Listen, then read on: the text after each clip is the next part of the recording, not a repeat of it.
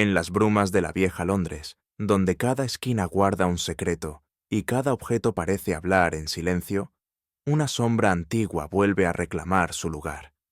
Las calles húmedas, los relojes implacables y un bastón olvidado nos conducen hacia una red de enigmas que aún respira en la memoria del crimen. ¿Desde dónde estás escuchando esta historia? ¿Qué hora es allá donde estás ahora? Déjamelo saber en los comentarios. Ajusta tu respiración y presta oído. Esta vez, la verdad acecha bajo un nombre que creías enterrado. El misterio comienza ahora. Aquella tarde, el cielo de Londres se hallaba cubierto por un velo de lluvia persistente que golpeaba suavemente los cristales del 221 IB. El fuego crepitaba en la chimenea con una monotonía casi hipnótica, y yo, acomodado en mi sillón, creía sentir que la vida había vuelto a ofrecernos un respiro después de meses de tribulación. Holmes, con la serenidad de un monje absorto, permanecía inclinado sobre un volumen de estadística criminal, sin mostrar el menor interés por el mundo exterior. Era un momento de quietud engañosa, de esa calma que precede siempre, en nuestra experiencia común, al desvelamiento de un nuevo enigma. Yo no podía evitar, en medio de la placidez, presentir que algo invisible se hallaba en movimiento, aguardando el instante de irrumpir en nuestra rutina. En aquella estancia cargada de humo y silencio, mis pensamientos vagaban hacia los recuerdos de otras jornadas, algunas teñidas de peligro, otras de descubrimiento. Había aprendido a valorar el silencio de Holmes como un fenómeno de profundo significado. Cada minuto de quietud era un intervalo fértil en el que su mente se aventuraba por senderos inaccesibles para la mía. Observaba su figura esbelta, apenas iluminada por la llama de la lámpara, y sentía la mezcla de admiración y extrañeza que siempre me inspiraba. El reloj marcaba las horas con precisión implacable, y aquel compás inmutable parecía realzar la sensación de que la vida, por un momento, se encontraba suspendida en un delicado equilibrio. Fue entonces cuando un golpeteo breve en la puerta rompió la cadencia de la tarde. La patrona introdujo a un mensajero empapado, de semblante apresurado, que, tras una breve inclinación, depositó en nuestras manos un paquete cuidadosamente envuelto. La lluvia que caía de su abrigo dejaba manchas oscuras sobre la alfombra, y su presencia duró apenas lo necesario para pronunciar unas palabras mecánicas. Al desenvolverlo, apareció ante nosotros un bastón de singular elegancia, caoba pulida, con una empuñadura de plata en la que resplandecían unas iniciales grabadas con sobria delicadeza. Aquella pieza emanaba un aire de dignidad académica, como si hubiese pertenecido a un hombre para quien el intelecto era tanto emblema como arma. Confieso que, al tomarlo en mis manos, experimenté una sensación de misterio, aún no revelado, la certeza de que aquel objeto no había llegado por casualidad a Smyndoratje, nuestro domicilio. Holmes, que hasta ese momento no había abandonado su habitual compostura, se inclinó sobre el bastón con la intensidad de un cirujano enfrentado a un cuerpo enigmático. Lo sostuvo con delicadeza, girándolo bajo la luz hasta que cada muesca, cada desgaste del metal, quedara al descubierto. Señaló diminutas raspaduras en la plata, que sugerían no tanto descuido como largos desplazamientos y viajes en tren. La madera, aunque cuidada, mostraba un leve deslucimiento en la parte inferior, huella de años de uso constante. En el extremo de la empuñadura distinguió marcas apenas perceptibles, como si la plata hubiese recibido presión irregular en manos nerviosas. Un objeto, Watson, murmuró, habla siempre de su dueño con más elocuencia de la que sospechamos. Yo le observaba, fascinado por esa capacidad suya de transformar lo que parecía mero adorno en un texto que solo él sabía leer. Algo en su mirada me indicó que las conclusiones se formaban ya en su mente, aunque aún guardaba silencio. Holmes se incorporó lentamente, apoyando el bastón sobre la mesa, y sus labios pronunciaron con frialdad el nombre que heló mi ánimo: Moriarty. Sentí en ese instante un estremecimiento recorrerme la espalda, como si un espectro hubiese irrumpido en la habitación. No se trataba solo de un recuerdo, era la evocación de un intelecto perverso que, aunque abatido en las cataratas de Reichenbach, parecía extender todavía su sombra sobre nosotros. El simple sonido de aquel nombre quebró la ilusión de calma y reveló lo que en el fondo de mi espíritu ya sospechaba: que la paz en Baker Street nunca era más que un paréntesis, y que el pasado, en la figura de nuestro más temible adversario, se resistía a permanecer sepultado. Holmes permaneció unos instantes en silencio, con el bastón aún entre las manos, como si cada línea de la empuñadura le hablara en un lenguaje secreto. Yo seguía con atención el movimiento de sus dedos, que recorrían la plata con la delicadeza de un lector sobre un manuscrito antiguo. Al fin, pronunció su primera observación, seca y precisa: Este objeto no ha sido sostenido recientemente por quien lo adquirió en su día. Me sorprendió aquella seguridad, pero Holmes prosiguió: Observe, Watson, el desgaste en la parte inferior de la caoba, años de uso constante. Sin embargo, la plata de la empuñadura no presenta el calor reciente del contacto humano. Es un frío de larga quietud, no el de la rutina diaria. Había en sus palabras una lógica implacable que me hacía sentir, una vez más, la distancia entre mi mirada común y la suya, tan entrenada en los matices invisibles. Fue entonces cuando Holmes señaló un detalle que yo, incluso con mis ojos atentos, jamás habría advertido. En el costado interior de la empuñadura, disimulada entre las curvas del grabado, aparecía una incisión peculiar. Una línea y una curva semejaban el signo de una integral, aunque de trazo torpe, mal ejecutado, como si la mano que lo hubiese marcado buscara imitar sin comprender del todo. «Extraño, ¿no le parece?», comentó Holmes. Quien realizó esta muesca conocía la notación matemática, pero o bien carecía de destreza o bien deseaba dejarla incompleta a propósito. El detalle, tan mínimo, parecía cargar de misterio aquel objeto, transformando un bastón distinguido en un enigma cifrado. Holmes meditó unos segundos, apoyando la barbilla sobre los dedos entrelazados. Yo podía advertir la rapidez de sus pensamientos, esa maquinaria silenciosa que funcionaba con una precisión de reloj. No descarte, Watson, que esta incisión sea más que un capricho ocioso, dijo por fin. Bien podría tratarse de una señal en clave, reconocible solo para quienes forman parte de cierta fraternidad intelectual. Una integral incompleta puede ser, en sí misma, una invitación, algo que requiere ser resuelto o completado por otro. Sentí un leve escalofrío. En aquella hipótesis resonaba la idea de correspondencias secretas, de símbolos compartidos entre mentes ocultas, un lenguaje paralelo al que los simples mortales no tenemos acceso. Holmes no añadía dramatismo a su exposición. La sobriedad de su tono hacía que el enigma resultara aún más inquietante. Mientras le escuchaba, no pude evitar que mi mente viajara hacia el recuerdo del hombre que había sido nuestro adversario más temible. ¿Y si aquella marca, incompleta y misteriosa, era una suerte de firma velada? El pensamiento de que Moriarty, contra toda certeza, pudiera aún mover los hilos desde alguna sombra remota, me llenó de desasosiego. El río de la memoria trajo a mi mente el estruendo de Reichenbach, la violencia del agua, el instante en que creí que ambos habían desaparecido juntos en aquel abismo. Sin embargo, la idea de su supervivencia, por improbable que fuera, se abría paso como un temor imposible de acallar.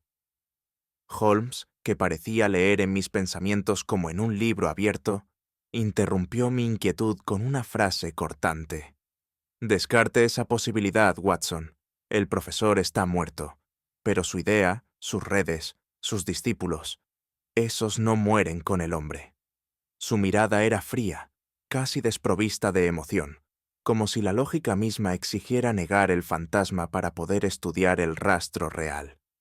Aún así, su afirmación no me tranquilizó. Comprendí que, para Holmes, la amenaza era tanto más peligrosa cuanto más intangible, pues se trataba de la persistencia de una mente criminal extendida en otras voluntades. La certeza de que el bastón era algo más que un objeto abandonado se clavó en mi espíritu, preludio de las revelaciones que pronto habrían de seguir. La tarde avanzaba con la monotonía de siempre, cuando un repentino aldabonazo interrumpió la penumbra tranquila de Baker Street. La puerta se abrió y tras un breve anuncio de la patrona, apareció una dama de porte distinguido, envuelta en un abrigo oscuro que aún conservaba el rocío de la calle. Su figura transmitía compostura, aunque sus pasos revelaban una prisa contenida.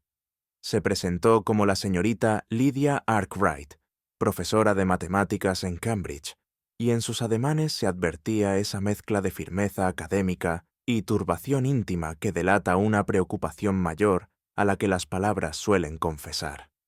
Yo, que había sido testigo de muchas visitas inesperadas al 221B, reconocí en su expresión el mismo aire de urgencia que, en otras ocasiones, precedió a acontecimientos de profundo alcance.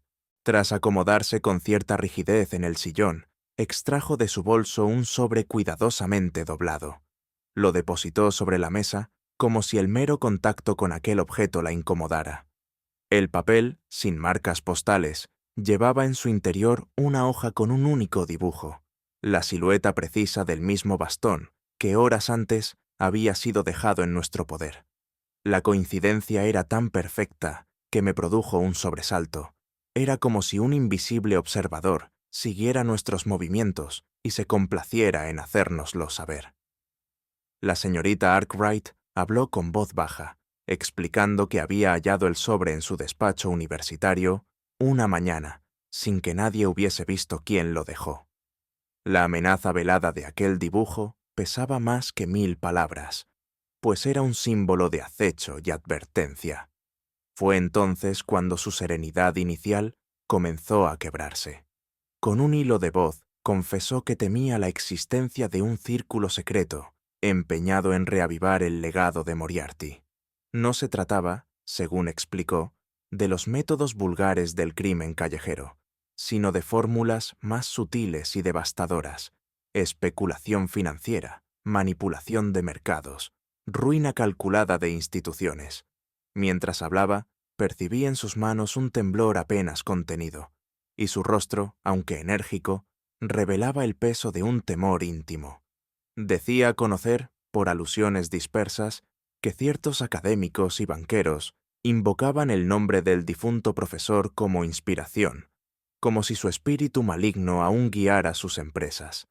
El bastón, ese objeto convertido en emblema, parecía ser la señal de identidad de quienes se presentaban como continuadores de aquel siniestro magisterio. Holmes no pronunció palabra durante su relato. Sentado frente a ella, con los dedos entrelazados bajo el mentón, mantenía esa fijeza de mirada que tanto intimidaba a quienes no estaban habituados a su escrutinio. Ni un gesto de impaciencia, ni una interrupción, solo la atenta absorción de cada matiz. Yo, que conozco bien a mi amigo, advertí en la tensión de su semblante que cada dato se iba almacenando con exactitud en su mente, dispuesto a ser utilizado cuando el engranaje de la deducción lo requiriese. La señorita Arkwright parecía encontrar en aquel silencio una mezcla de incomodidad y alivio.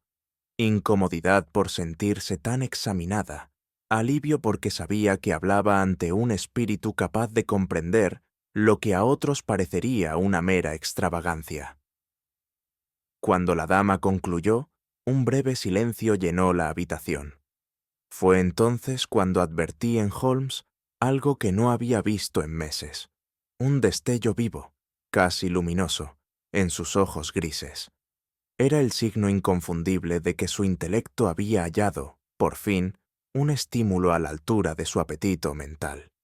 No era simple curiosidad, era esa rara energía que le animaba solo cuando se presentía ante él una mente digna de su enfrentamiento. Yo, que había contemplado en demasiadas ocasiones los estragos de la apatía en su espíritu, experimenté un extraño alivio al verle de nuevo encendido por la llama de un enigma. Y sin embargo, junto a ese alivio, un temor íntimo me sobrevino. La sombra de Moriarty, evocada por la confesión de la profesora, parecía extender de nuevo sus tentáculos sobre nuestras vidas. Al día siguiente, siguiendo la pista que nos había proporcionado la señorita Arkwright, Holmes me condujo a un pequeño establecimiento en las callejuelas del sur de Londres. La casa de empeños se hallaba en penumbra, cargada del olor a polvo y a madera vieja, y el hombre que nos recibió tenía ese aire desconfiado que caracteriza a quienes comercian con objetos de procedencia dudosa. Holmes, con su habitual mezcla de cortesía seca y autoridad implícita, solicitó examinar el registro de transacciones recientes. Yo permanecía en silencio, observando cómo los ojos del prestamista se estrechaban ante la sola mención del bastón de empuñadura de plata. El ambiente era sofocante, como si cada objeto empeñado guardara en sí la sombra de su historia, y presentí que aquella visita nos llevaría más allá de una simple confirmación. El prestamista, tras cierta vacilación, admitió que el bastón había sido entregado unos días atrás por un joven desconocido. Lo describió como un muchacho de complexión delgada, rostro inquieto y un ligero tartamudeo que se acentuaba cuando debía responder preguntas directas. Según dijo, parecía debatirse entre la necesidad de deshacerse del objeto y el temor de ser reconocido. Holmes escuchaba con la misma inmovilidad que yo había visto en los depredadores del campo, aguardando el instante exacto para abalanzarse sobre su presa. El detalle del tartamudeo quedó grabado en mi mente como una señal peculiar, un rasgo que más tarde podría servirnos para identificarlo entre la multitud. Mientras tanto, yo no podía dejar de pensar en la contradicción de aquel joven, un emisario de algo oscuro, pero con una fragilidad que le delataba en cada gesto. De las palabras entrecortadas del prestamista y de un par de notas garabateadas en el libro de registro, Holmes extrajo un dato que a mí me parecía insignificante: la dirección donde el joven había dicho residir. Sin embargo, Holmes advirtió al instante que aquella calle se encontraba a escasos pasos de Bloomsbury, barrio que albergaba no solo librerías y cafés, sino también sociedades académicas de carácter más reservado. Al salir del local, bajo el aire húmedo de Londres, mi compañero comentó en voz baja: «No es casualidad, Watson. El bastón ha servido de moneda en un círculo donde las matemáticas se mezclan con fines menos puros». Aquella referencia a un club matemático despertó en mí un sentimiento ambiguo, mezcla de fascinación intelectual y repulsión moral, pues me resultaba inquietante que una ciencia tan noble pudiera servir de instrumento a la codicia y al crimen. Holmes, siempre atento a los detalles, obtuvo de un conocido suyo en Bloomsbury una lista de reuniones de dicho club. Pasó buena parte de la tarde cruzando fechas en un cuaderno, y yo le vi anotar, con la serenidad de un geómetra, las coincidencias entre aquellas reuniones y la caída repentina de ciertas empresas financieras en la ciudad.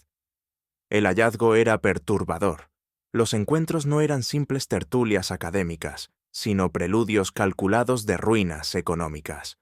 «Note, Watson», me dijo, «cómo los mismos días en que se reúnen, una casa de comercio quiebra o una institución bancaria pierde su solidez. No hablamos de azar, sino de un plan meticuloso». El tono con que lo pronunció no dejaba lugar a dudas. Alguien utilizaba la inteligencia matemática para convertirla en instrumento de devastación financiera. Mientras regresábamos en silencio por las calles aún húmedas, sentí que una pregunta me golpeaba con insistencia. ¿Era aquel bastón? Ese objeto que parecía seguirnos como un espectro, una simple pertenencia perdida, ¿o era, en realidad, un emblema, una firma simbólica con la que alguien pretendía anunciar la resurrección de una mente criminal? Holmes no me ofreció respuesta inmediata, y su silencio me resultó más inquietante que cualquier afirmación. La sola posibilidad de que el recuerdo de Moriarty se alzara de nuevo, no ya como un hombre, sino como una idea encarnada en otros, me provocaba un desasosiego que ni la fría lógica de mi compañero podía disipar. A menudo, en los momentos de calma, mi mente retorna sin querer a aquel día aciago en las cataratas de Reichenbach.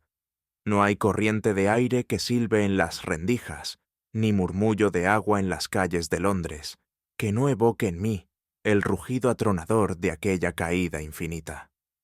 Veo aún, con dolorosa nitidez, la figura de Holmes, luchando con el profesor Moriarty, dos intelectos opuestos entrelazados en combate mortal, al borde de un abismo que parecía simbolizar al mismo tiempo el límite de la razón y de la vida. Aunque el desenlace fue la victoria de mi amigo, y aunque yo mismo sostuve después la certeza de la muerte de aquel genio criminal, en mi corazón siempre ha quedado la duda. ¿Y si algo sobrevivió a aquel instante? ¿No se extiende aún sobre nosotros la sombra de un espíritu que ni las aguas furiosas pudieron arrastrar del todo? Fue en una de esas tardes grises, mientras caminábamos por las calles húmedas, cuando Holmes, de improviso, dejó escapar una confesión que me sorprendió. «No temo al hombre, Watson», me dijo con su tono bajo y firme. «Temo a la idea de él. El cuerpo puede desaparecer, pero la idea, si es lo bastante poderosa, encuentra nuevas manos para ejecutarla».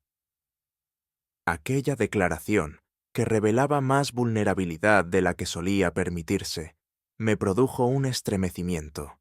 En su voz no había miedo, sino una advertencia de alcance más amplio.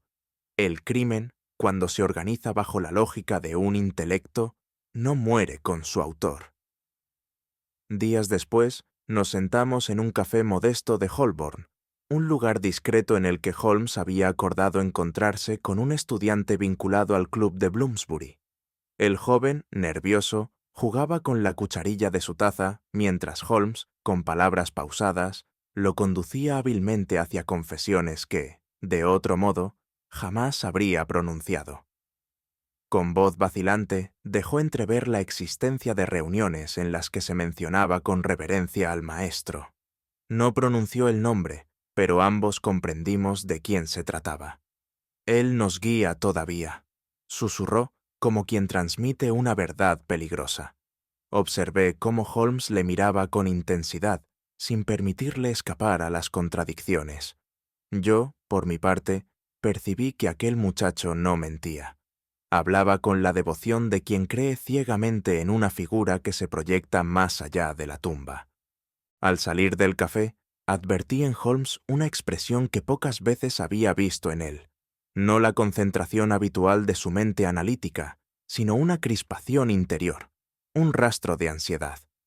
Sus labios se apretaban con fuerza, como si contuvieran pensamientos que no deseaba compartir. En sus ojos, sin embargo, había un brillo extraño, mezcla de lucidez y de tormento. Comprendí entonces que, para Holmes, la sombra de Moriarty no era un mero recuerdo, sino una presencia que volvía a poner a prueba su serenidad. Era como si se encontrara, una vez más, frente a aquel precipicio de Reichenbach, pero esta vez la caída fuese intelectual, un descenso a la incertidumbre de si su victoria había sido definitiva o solo aparente. En las horas que siguieron, no pude apartar de mi mente la impresión de que caminábamos acompañados por un espectro invisible. Moriarty estaba muerto, sí, pero su figura se alzaba de nuevo en los murmullos de estudiantes, en los cálculos financieros, en las grietas de la sociedad londinense. Y lo más aterrador era la sensación de que aquel espectro no necesitaba de un cuerpo para infundir temor. Bastaba la idea, perpetuada en otros, para mantener viva la amenaza.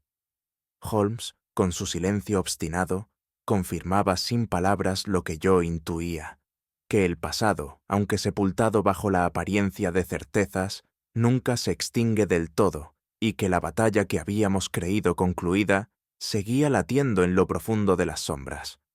Holmes decidió que la discreción era indispensable para descifrar los movimientos de aquella red invisible, y escogió como escenario de nuestra observación la biblioteca del Museo Británico. Según su razonamiento, no había lugar más propicio para disimular encuentros secretos que entre los anaqueles consagrados al estudio. Allí, bajo la apariencia de consultar tratados eruditos, podían intercambiarse mensajes de gran importancia sin levantar sospechas. Yo lo acompañé en aquella empresa, ocultando mi nerviosismo tras la fachada de un lector aplicado. Holmes, con su serenidad habitual, recorría las salas con paso medido, deteniéndose apenas lo necesario para dar la impresión de un investigador absorto en estadísticas criminales. Su mirada, sin embargo, seguía cada gesto, cada encuentro casual, como si las páginas de los libros no fueran más que un telón para el verdadero drama que se desarrollaba en las sombras. La biblioteca, normalmente refugio de calma intelectual, adquiría para mí un carácter inquietante aquella tarde. Los pasillos interminables parecían desiertos, pero de vez en cuando se deslizaba una figura que desaparecía tan pronto como aparecía, dejando tras de sí un rastro de sospecha. El silencio, interrumpido únicamente por el roce de hojas y el crujido de una pluma, pesaba como una amenaza latente. Sentía, en cada esquina, la posibilidad de un contacto inesperado, como si todos los presentes se hallaran implicados en una trama oculta.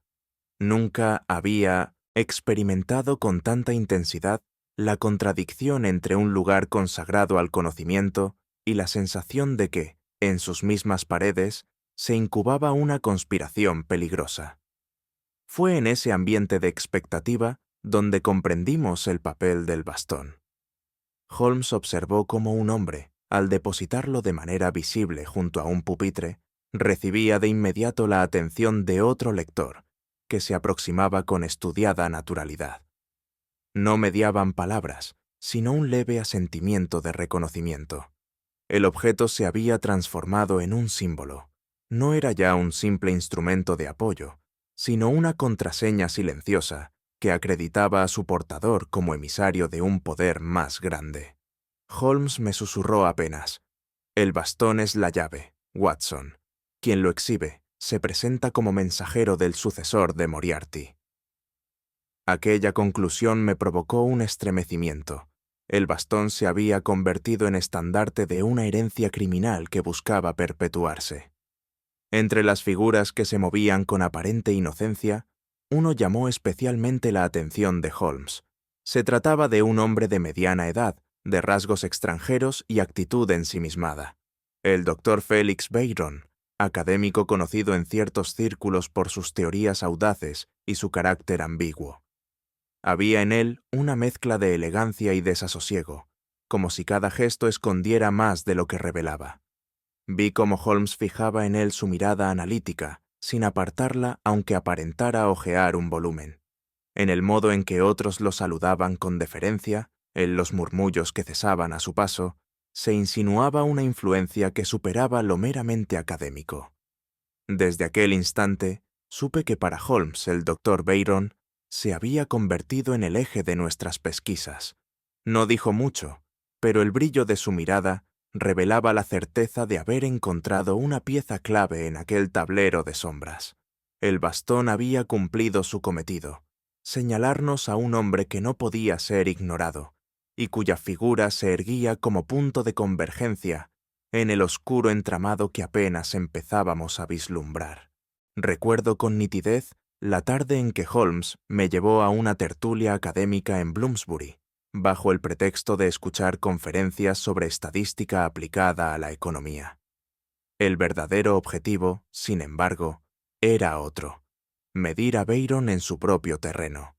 El doctor, elegante y seguro de sí mismo, ocupaba el centro de atención entre jóvenes matemáticos y banqueros aficionados a la ciencia. Holmes, con una cortesía que rozaba la ironía, intervino en la conversación lanzando preguntas envenenadas, cuya aparente inocencia escondía un filo implacable. Poco a poco, la seguridad del académico se fue quebrando. Sus frases se hicieron más defensivas, su sonrisa más forzada. Yo observaba con fascinación cómo mi amigo, sin levantar la voz, lo conducía como un maestro de ajedrez conduce a su rival hacia el jaque inevitable. Finalmente, incapaz de sostener la tensión, Byron dejó escapar una confesión que cayó sobre los presentes como un hierro candente. Admitió ser discípulo intelectual de Moriarty, a quien consideraba un genio incomprendido, y proclamó su intención de llevar a término su legado en el terreno financiero. Las matemáticas del maestro no solo explican el mundo, sino que lo gobiernan, dijo con una convicción que me heló la sangre. No hablaba como un criminal vulgar, sino como un visionario que se veía a sí mismo en misión trascendental. Holmes, lejos de inmutarse, anotaba cada palabra con una calma que contrastaba con el murmullo de inquietud que se extendía entre los oyentes. A pesar de la gravedad de la confesión, advertí en Holmes una expresión de escepticismo. Más tarde me explicó que en las declaraciones de Byron se ocultaban contradicciones flagrantes. Se atribuía una autoridad intelectual que no correspondía con la torpeza de algunos de sus argumentos. Sus gestos, demasiado teatrales, revelaban más deseo de impresionar que verdadera convicción científica. «Este hombre declama, Watson», me susurró al oído, «pero no razona. Es un eco, no una fuente». La observación me resultó reveladora. Donde yo había visto peligro en bruto, Holmes distinguía la impostura de un actor que usaba el nombre de Moriarty como disfraz. De aquel episodio comprendí, bajo la guía de Holmes, que Byron no era el cerebro que buscábamos, sino una figura secundaria, quizá un instrumento útil en manos de alguien más astuto. El propio bastón, presentado como su emblema, se tornaba así en una pista engañosa, un señuelo calculado para desviar la atención hacia un culpable aparente. «Mire más allá de la máscara, Watson», murmuró mi amigo al salir de la sala. «La sombra que persigue este bastón no es la de Byron, sino de quien lo manipula desde la penumbra». Ese pensamiento, lejos de aliviarme, me dejó con la sensación de que habíamos penetrado solo en la antesala de un laberinto más vasto. Esa noche, mientras caminábamos de regreso bajo la lluvia fina de Londres, advertí en Holmes un silencio cargado de reflexión. Aunque mantenía la compostura, yo sabía que en su mente se agolpaban las piezas de un rompecabezas que aún no encajaban. El bastón, Byron, la señorita Arkwright, las reuniones en Bloomsbury, todo formaba parte de una red demasiado compleja para atribuirla a un solo hombre. Yo, que tantas veces había confiado en su razonamiento infalible, percibí en su mutismo una rareza. Holmes no había hallado todavía la clave, y esa incertidumbre, más que cualquier confesión de Byron, me llenaba de inquietud.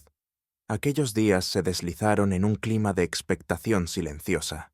Holmes pasaba las noches en vela, sentado frente a la ventana entreabierta de Baker Street, con el bastón apoyado sobre la mesa como si fuese una pieza de ajedrez, cuyo valor aún no se había revelado del todo.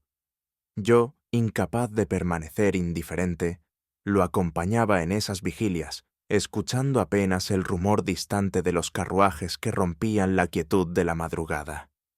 En su rostro advertía una concentración férrea, un esfuerzo por vincular cada detalle observado con el tejido invisible que rodeaba a nuestros adversarios. Más de una vez me habló de emisarios y de correspondencias veladas, términos que parecían pertenecer tanto a la ciencia como a la conspiración.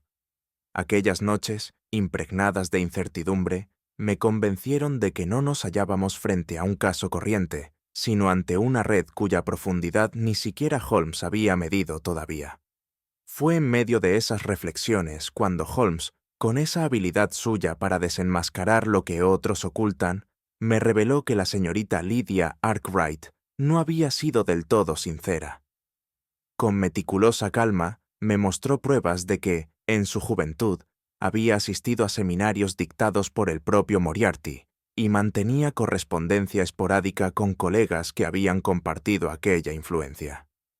No la señaló como culpable, pero sí como pieza indispensable del tablero. Comprendí entonces que la figura de la dama distinguida, que había llegado a nosotros en busca de ayuda, se teñía ahora de una ambigüedad perturbadora.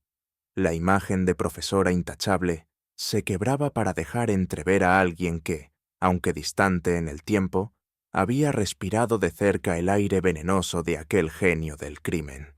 Con todo, lo que más impresionó a Holmes fue que, pese a esos vínculos, su miedo era genuino. La señorita Arkwright confesó que era vigilada, que cartas sin firma aparecían en su correspondencia, y que su sola cercanía a antiguos discípulos de Moriarty la convertía en objetivo de presiones constantes. Sus palabras no eran impostadas. Había en su voz un temblor auténtico, y en sus ojos la fatiga de quien vive bajo amenaza. Holmes escuchaba con impasibilidad, pero yo percibí que aquel testimonio confirmaba nuestras sospechas.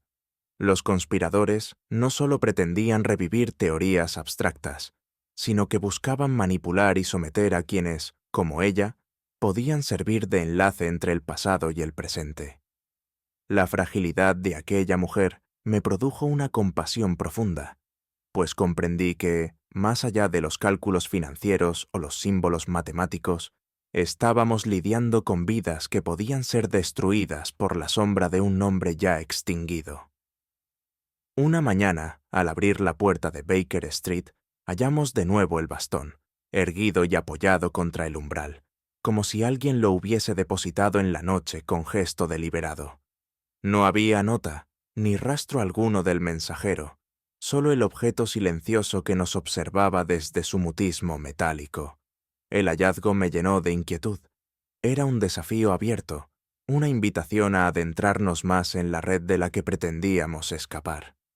Holmes lo levantó con calma, examinando la empuñadura con la misma atención que la primera vez.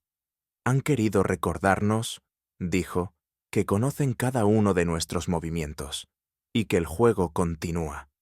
Sentí un escalofrío recorrerme al comprender que, en esa aparente simplicidad, se encontraba la declaración de una guerra intelectual que apenas había comenzado. Con el bastón de nuevo en su poder, Holmes parecía avanzar hacia una visión más clara del laberinto. Observaba los datos dispersos, la confesión de Byron, los temores de Arkwright, las reuniones en Bloomsbury, como piezas de un rompecabezas que se resistían a encajar. Yo lo veía caminar de un extremo a otro del salón, sumido en una concentración casi febril, mientras en su rostro se dibujaba la certeza de que nada de lo que habíamos descubierto era aislado. Todo formaba parte de una vasta red de espejos, de falsos señuelos, de hilos que se tendían desde la sombra para confundir al perseguidor. Y en ese instante comprendí que, lejos de acercarnos al desenlace, apenas estábamos entrando en el corazón de la conspiración. Holmes había resuelto que el único modo de sacar a la luz al verdadero instigador consistía en tenderle una trampa cuidadosamente urdida. Así, organizó un encuentro ficticio en los muelles del Támesis, difundiendo entre ciertos canales que poseía documentos financieros capaces de arruinar a más de un especulador. El rumor, propagado con la naturalidad de lo fortuito, actuó como cebo. Me impresionaba la calma con la que mi amigo preparaba aquel escenario, como si supiera de antemano que el pez mayor acudiría al señuelo. Mientras me explicaba con voz serena los pasos a seguir, no pude dejar de notar que cada palabra suya tenía el peso de una certidumbre irrevocable. Yo, en cambio, sentía el cosquilleo de la incertidumbre, pues conocía la peligrosidad de los hombres que se ocultan tras fortunas inmaculadas y son capaces de esgrimir la influencia como arma más letal que cualquier puñal. La noche elegida nos envolvió en una neblina densa que parecía surgir del mismo río. Allí, entre grúas inmóviles y el rumor apagado del agua, aguardamos en silencio. Holmes, con su figura erguida, permanecía tan inmóvil como una estatua, mientras yo, incapaz de imitar su serenidad, sentía como cada minuto prolongaba la tensión en mis nervios. La niebla convertía cada silueta distante en un espectro, y el crujido de la madera bajo nuestros pies adquiría un carácter casi ominoso. Londres, que nunca duerme, parecía contener la respiración en aquel rincón olvidado de sus entrañas. A cada instante creí escuchar pasos, y sin embargo eran solo ilusiones creadas por la bruma. El corazón me latía con fuerza, no tanto por el miedo físico, sino por la certeza de que nos hallábamos en la antesala de una revelación que modificaría el curso entero del caso. Y de entre aquella bruma, como surgido de un sueño inquietante, apareció la figura de Sir Reginald Carrow. Su porte era distinguido, casi regio, pero sus ojos traicionaban la inquietud del que se siente descubierto. Comprendí de inmediato lo que Holmes había sospechado. Aquel banquero londinense, conocido por su influencia en los círculos financieros, era el verdadero cerebro de la conspiración. No necesitaba blandir armas ni levantar la voz.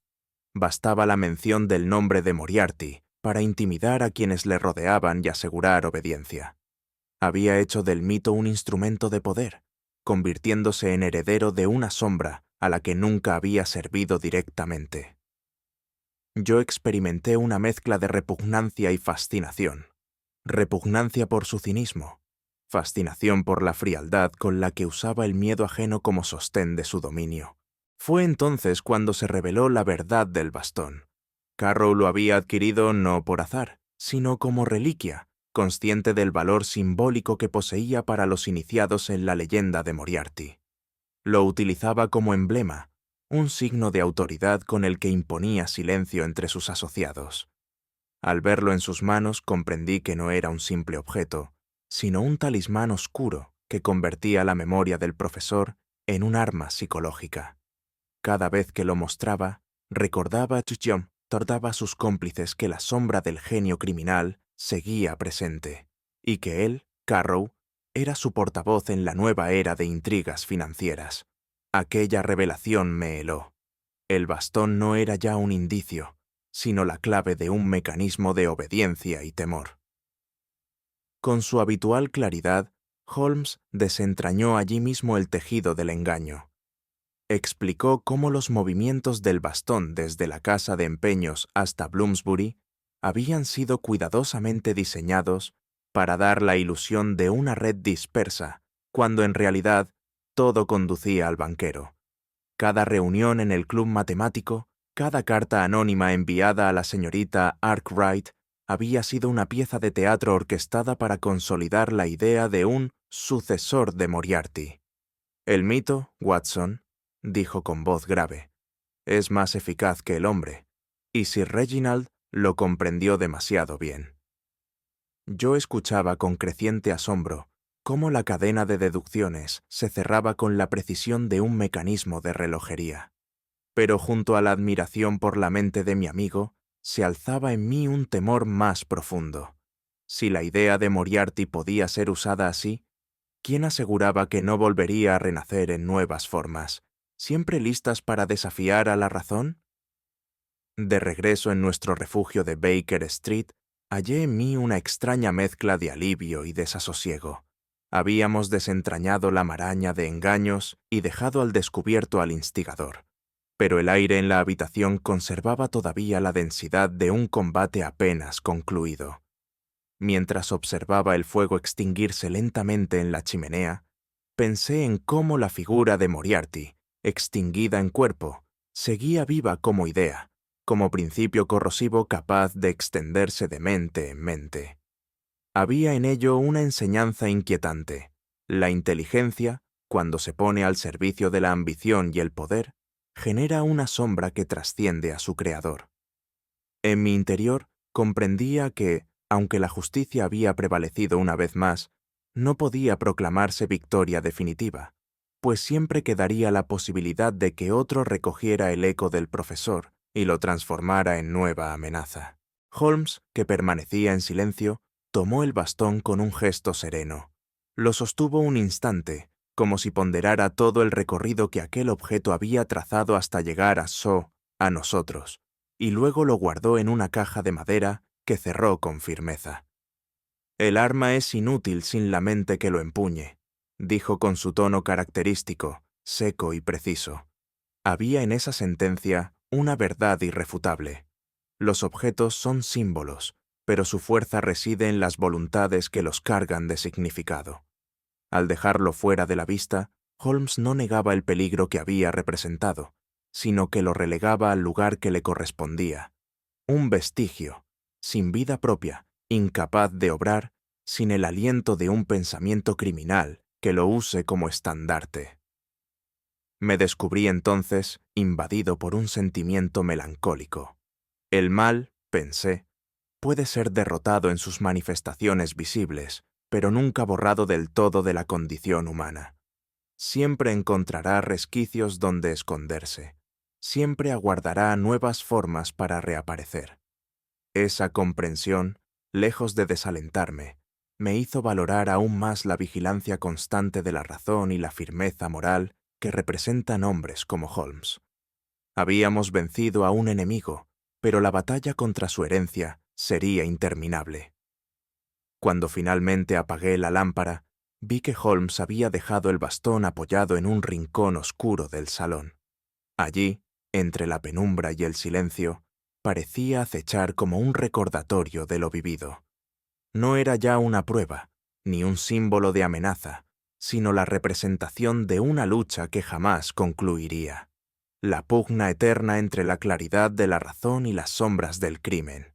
Y mientras el reloj marcaba con precisión el paso de los segundos, comprendí que ese objeto permanecería allí como testigo silencioso de la fragilidad y la grandeza del espíritu humano.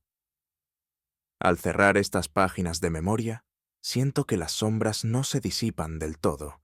Persisten en rincones donde la razón apenas alcanza. Quizá el crimen no muere nunca. Quizá solo cambia de rostro y espera, silencioso, el momento de volver a desafiar a la justicia. En el eco del bastón, en la fragilidad de los hombres, se revela que el mal no es un hecho aislado, sino una presencia que acompaña siempre a la humanidad. ¿Y tú, que has escuchado cada paso de esta investigación?